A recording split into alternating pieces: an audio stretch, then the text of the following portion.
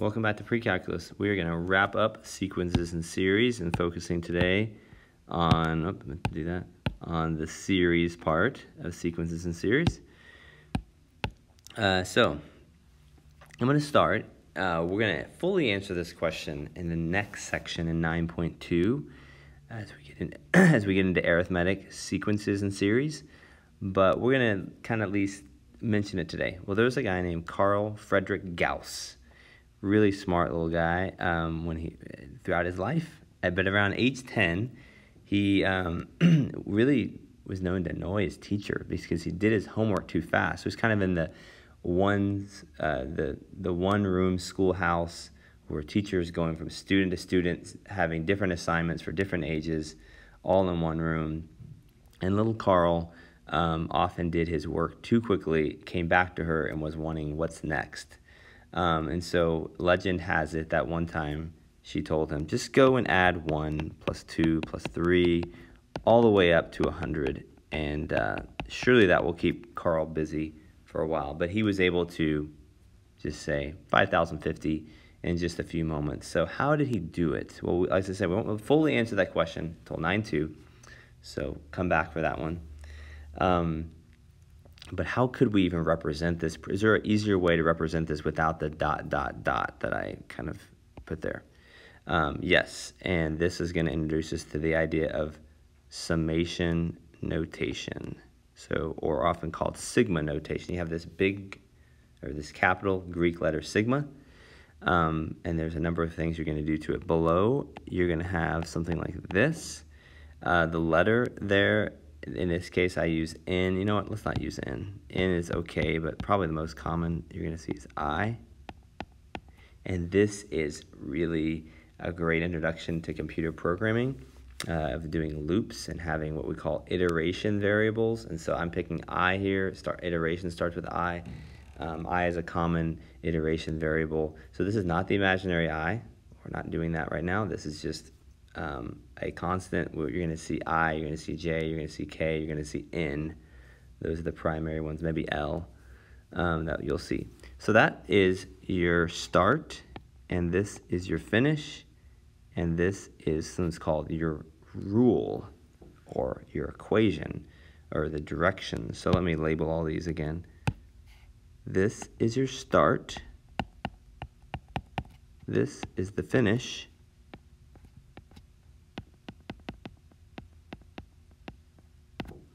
And this is the rule, or you could just call it the equation. That's going to be, most people call it the rule. So what does this equal? Well, the way it works is you take your starting place. Oops, that is wrong. Hopefully you didn't figure that out yet. I should have used the same variable there. That would make a lot more sense to put an I there. So you start with 1. And you take 1 and you put it in there. And so you get 1. Then you put a plus sign because this is a summation equation. So they're going to add all the terms together. Then what comes after 1? Well, 2. So you're going consecutive integers here. You put a 2 there. You put a plus sign. You put a 3 there. You put a plus sign. You put a 4 there. You put a plus sign. And you keep going. There's the ... again. Until you get to the finish, which is 100. And I would love to go over how to do this, but that's really a lesson for the next one. Maybe you can think on your own. How would you do it? In fact, I'm going to give you a clue. My clue is this. See if you can figure out by next time. I'm going to do 97. I'll just do 98, 99, and 100. I'll just show a few more. I did the first 4. I did the last 4. And that's actually kind of a good thing to do. See if you can figure out a clever way how to add these without actually doing all the addition steps. By the way, this I is often called the index also, and we see that language in computer programming too. And just to tell you again, this is called summation or sigma notation. Whoops. Notation, and this is quite common. Use it in calculus a great deal. In Calc 2 is a big place where that's done, but it's fun. It's a fun section as well. Okay, let me show you just, again, this is kind of an introduction to the idea. We'll actually do more stuff later in 9.2 and 9.3. So I'm going to get into an example. It's a bit of a tedious example here. Now let's use a different letter other than I. Let's use K.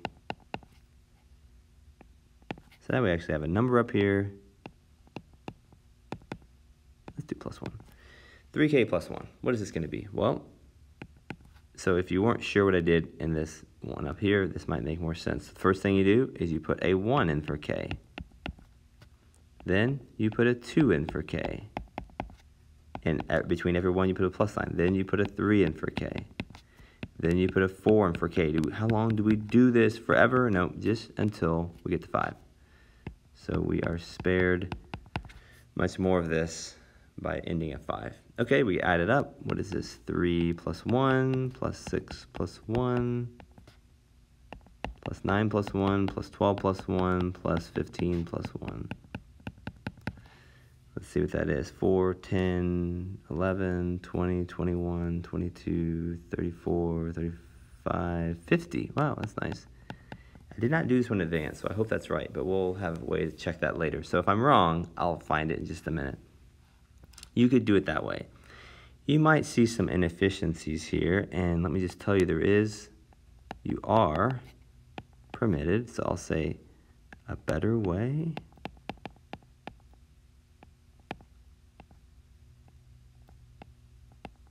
Is there a better way? Well, you could also say break this summation up into 2. And this is something that we'll do a lot, something you'll see in calculus. So you are permitted to do this, and I'm going to direct you to something in the book that does this in a moment. You could break this up into 2 integrals. The first one is just going to be 3 times 1 plus 3 times 2 plus 3 times 3 plus 3 times 4 plus 3 times 5. And the second one, I'm just going to tell you, there's a nice little formula that says, what do you get when you add 1 to itself 5 times? I mean, 1 plus 1 plus 1 plus 1. We know what that is. That's really the whole idea of multiplication, right? It's repeated addition.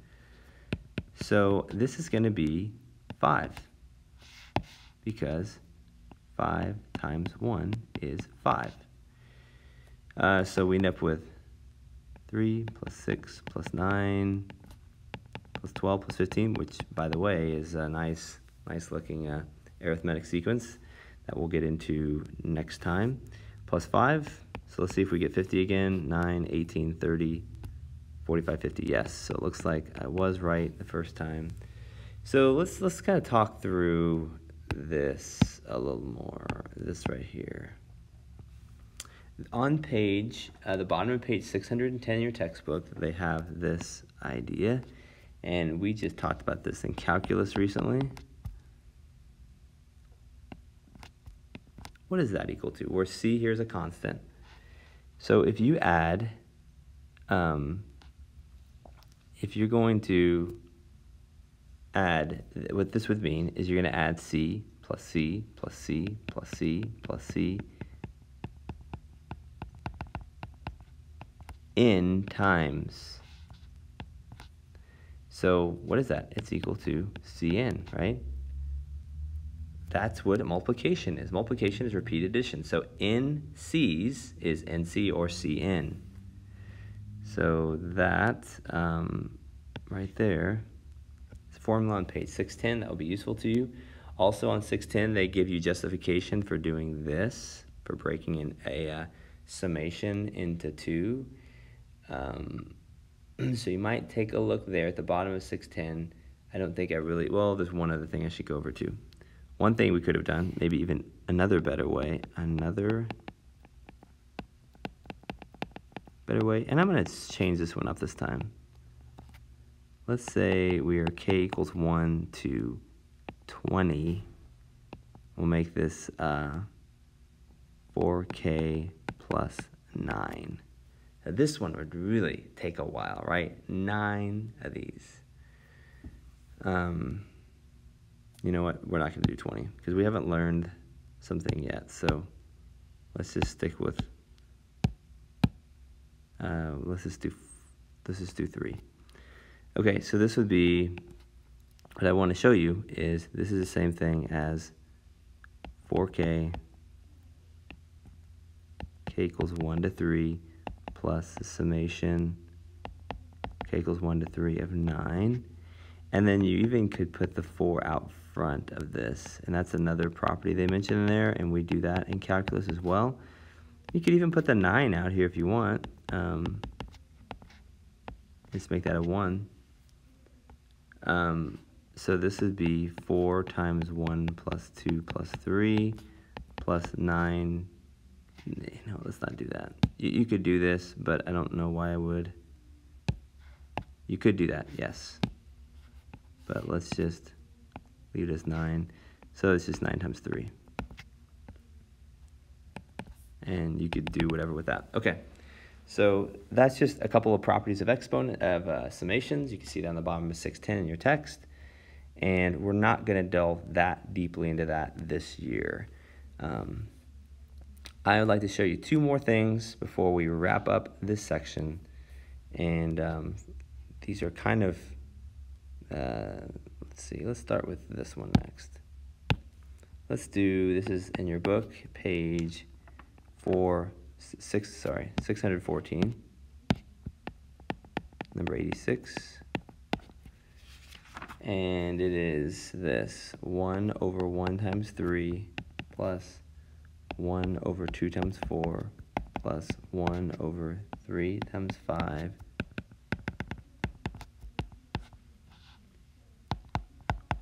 And the question is not to figure this out. I mean, anybody could add these up with a calculator, but the question is to write this in summation notation. Okay, well, let's pick a letter. Let's just go with J. We haven't used J yet. And you're going to start at 1 most of the time. We'll talk about when you don't, but later. But in this section, I think we'll always start at 1 or 0. You'll see a 0, 1 kind of next. We need to build this fraction, so it looks like it's 1 always over something times something. How many terms are there? 1, 2, 3, some, and another. Do you see a number that's changing? Well, you can look at the first numbers. 1, 2, 3, increasing by 1, ending at 10. So how many terms were there? 10 terms. The second term, 3, 4, 5, 12, increasing by 1s. By the way, so that's going to be good. So we're going to have 2, let's have maybe some parentheses here, figure out what's going to go in there. So the yellow circled ones, you see what it's going to be? It's just going to be N. Or I guess I should say J. It's just going to be J. Because when J is 1, it's 1. When J is 2, it's 2. When J is 3, it's 3. The other one is going to be always 2 bigger. So do you see it would be J plus 2? That's it. That right there models that equation perfectly. Notice the very last one would be 10 times 12, just like we have. The last thing I want to show you is just kind of a fun exploration of something you might not have thought of, but what do you get if you do this? And notice I am starting at 0 this time. I mentioned that a second ago. And that's a factorial, which we talked about earlier in 9.1. What would this equal? 1 over 0 factorial plus 1 over 1 factorial plus 1 over 2 factorial plus 1 over 3 factorial plus 1 over 4 factorial all the way to 6 factorial. Well, 0 factorial, I didn't mention this, but it's defined as 1. This kind of seems odd, but it has been decided that it's 1. If it wasn't 1, many of our probability formulas would be totally messed up because we divide by 0 factorial pretty commonly. So that's 1 over 1, which is 1 Let's write that. 1 factorial is 1. 2 factorial is 2. 3 factorial is 3 times 2 times 1, or 6. 4 factorial is really, you can just tell it's 3 factorial times 4, so 24. Times 5 would be 120. Times 6 would be 720. Well, if you put that in your calculator, you end up getting a number about 2.718. It's rounded to 3 decimal places. Does that look familiar? Maybe from chapter 3 that we did last semester in college algebra. That's E. That's really, really close to E. E is 2.78 something, something, something. So this is E? And it is, but it's close. It's a little less than E because this number is only going to 6. If you kept going, it would go to E. How far do you need to go? Till infinity. Yes. So this is a crazy thing, but this is a definition for E right here.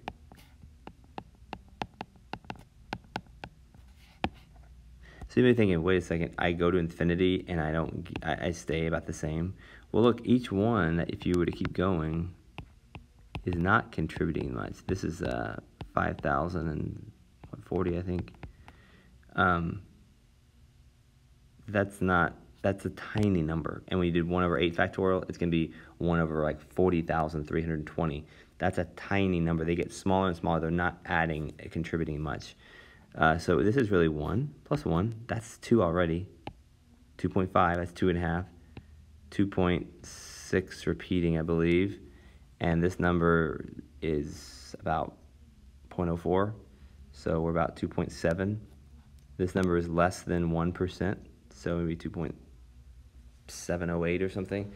And then over time, these are just slowly adding up, and they're filling in to complete this number of E. So it's just kind of a fun thing. So not something you have to know. But while we're doing summations, I thought it'd be a nice time to show you. By the way, this with an infinity there, we're going to get to that 9.3. This is an infinite series. And we're going to talk about when infinite series, they often will converge to a number like this one. It converges to E. So this was an introduction. If you feel a little